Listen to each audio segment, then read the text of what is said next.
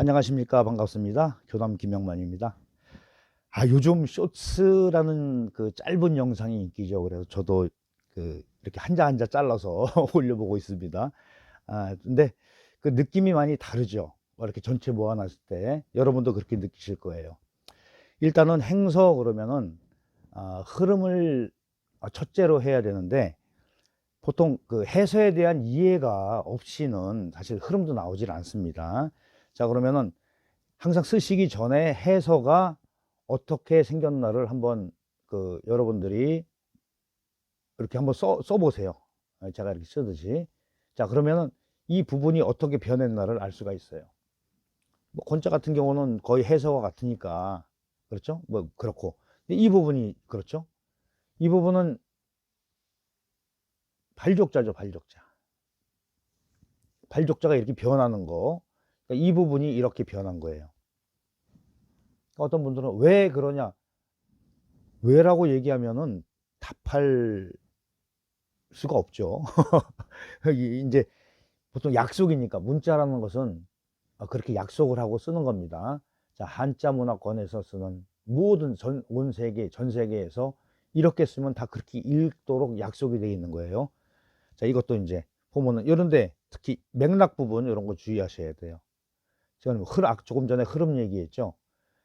그러면은 어느 부분이 획이고, 자, 이런 거 맥락이에요. 여기서는 획이에요. 자, 여기 동그라미 친 거 이거 맥락이죠. 이어지는 부분이 다 맥락이라고 보시면 돼요. 제가 동그라미 친 부분. 이렇게 해서, 자, 다시 한번. 자, 느낌이, 그렇죠. 한자 한자, 제 영상 다시 한번 그 쇼츠 영상 보세요. 그러면 한자 한자 써 있을 때 느낌이랑 이렇게 또 전체적으로 느낌이 다르더라. 그리고 이제 이 얘기는 뭐 계속 하는 얘기예요. 이렇게 잘 보이게끔 확대 복사를 해 놓은 게 있어요. 자, 처음에 이걸 가지고 공부를 하시고, 뒤에 보면은 이게 원촌이 있어요. 원래 비문 크기의 글씨. 자, 이 부분을 보시면은 굉장히 느낌이 다릅니다. 항상. 그리고 앞에서 어느 정도의 그 감각을 익히신 다음에는 좀 깨지고 잘 안 보이지만은 이쪽에 있는 글씨를 가지고 쓰시는 거를 적극 추천합니다. 그래야지 그 느낌까지 우리가 그 몸으로 공부를 할 수가 있습니다. 자, 이제 시작해 보겠습니다.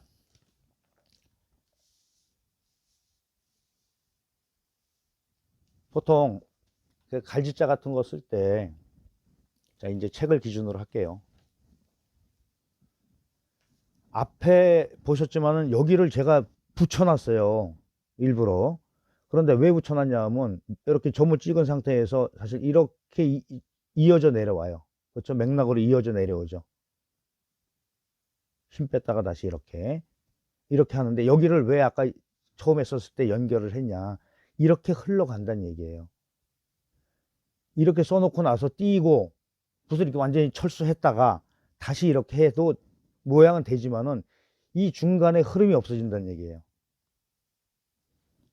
떨어져 있지만은 연결성 있는 글씨를 쓰는데 도움이 안 된다. 자, 이제 아셨죠? 그 다음에 권자. 굉장히 해서와 가까운데 이쪽에서는 파임을 좀 위주로 얘기를 할게요. 자, 이것도 이렇게 찍어서 넘어갑니다. 이게 이렇게 연결이 돼도 돼요. 내가 쓸 때는. 자, 이것도 자체도 왕이지 글씨를 집자를 한 거예요. 자, 그거 다시 한번 말씀드리고요. 이렇게 해서 책에 보면은 딱딱 떨어져 있지만은 내가 쓸 때는 이렇게 연결성이 있게 쓰셔야 되는 거예요. 자, 여기서 이렇게 넘어갔죠? 맥락 보이시죠? 여기서 이렇게 이쪽으로 넘어갑니다. 이렇게 오고, 여기서도 바로 끝나는 게 아니고 이렇게 들어와서 이렇게, 여기서는 축봉으로 가야 돼요. 붓이 중봉으로 오는 게 아니고 오다가 살짝 이렇게, 자, 붓끝이 위쪽으로 올라간 거 보이셨죠? 네, 그런 차이. 이렇게 해서 여기서도 이렇게 연결성 있게 이런 식으로 챙겨 나가시면 돼요. 그러니까 연결성 있게 쓰면 된다.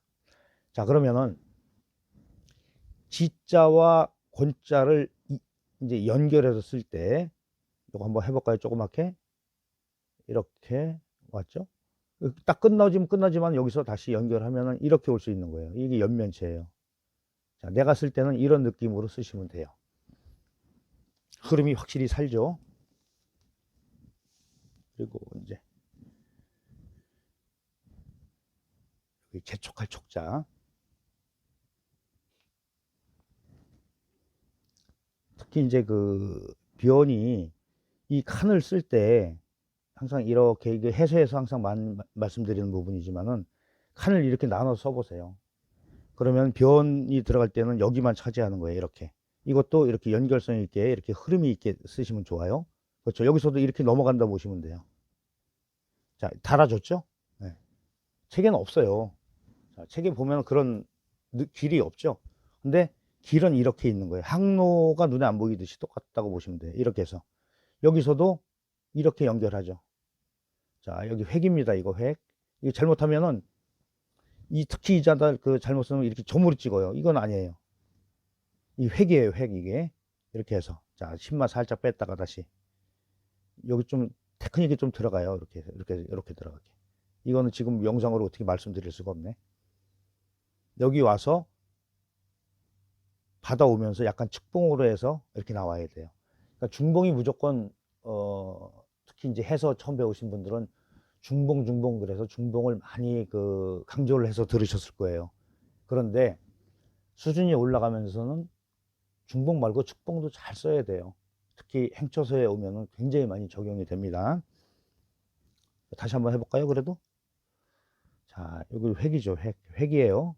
여기서 이렇게 들어가는 이렇게 보셨나 몰라요. 일단 한번 더 돌려보세요. 그 다음에 이제 여기 이 모양의 변화 잘 보셔야 돼요. 그리고 이렇게 쓰기로 했으니까 다 이렇게 쓰면 돼요. 그리고 이제 장사고자 이렇게 끝냈죠. 여기서도 바로 띄지 말고 이렇게 연결성 있게 오면 돼요. 이렇게 받아오세요. 자, 여기서도 이렇게 같이 붓이 딱 떨어지는 게 아니에요. 딱 떨어지면은 흐름이 죽는다고 보시면 돼요. 이렇게 해서 이렇게. 그렇죠? 여기서도 이렇게 옮겨오는 거예요. 자, 여기서 이게 내려올 때 이건 맥락이죠. 여기가 너무 굵으면 안 되겠죠? 오면서 굵어져요. 여기까지는 맥락이고 이건 획이에요. 이 부분은 획. 여기서도 딱 끝나는 게 아니고 이렇게 타고 들어온다고 보면 돼요. 이렇게. 그렇죠? 여기서도 끝내지 말고 이렇게 들어가요. 자, 연결성 있게 가는 겁니다. 특히 여기서도 빼버리고 다시 하지 말고 이렇게 해서 끝에 이제 붓을 모으면서 이렇게 들어간다고 보시면 돼요. 그러면 한자에서도 흐름이 쫙 생긴다고 보시면 돼요. 이제 이해하셨죠? 자, 행서를 공부할 때는 항상 자, 이렇게 옆에 해석이 이렇게 다 돼 있잖아요. 해서로 다 돼 있어요. 정확하게 해설을 이해를 하고 앞에서 보셨듯이 써보세요. 이렇게 한번 써보세요. 써보고 나면은 어떤 부분이 맥락이고 어떤 부분이 획이라는 거를 확실하게 구별이 돼요. 자, 이거는 획이라는 걸 알 수가 있잖아요. 이렇게 여기서부터. 그러니까 갈짓자 모양은 엄청 많이 나오죠. 굉장히 많이 나와요. 이건 이제 뭐 이런 스타일도 있고 또 짧게 하는 스타일도 있고 또 쓰는 사람마다 무지 많이 나와요.